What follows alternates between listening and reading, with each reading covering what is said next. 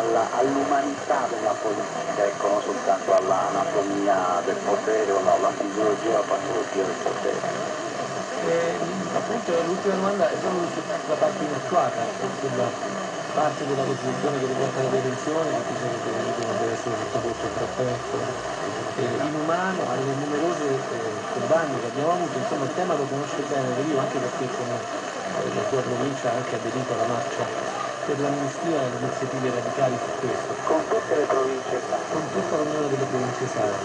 Il problema è nelle istituzioni che non rispondono a quella che sembra una questione così banalmente quasi di applicazione automatica della legge, perché insomma c'è una legge violata e bisognerebbe che chi è responsabile delle sue applicazioni agisca in qualche modo.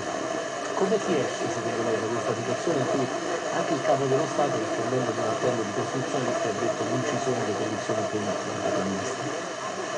Il problema sono Kant ed Hegel.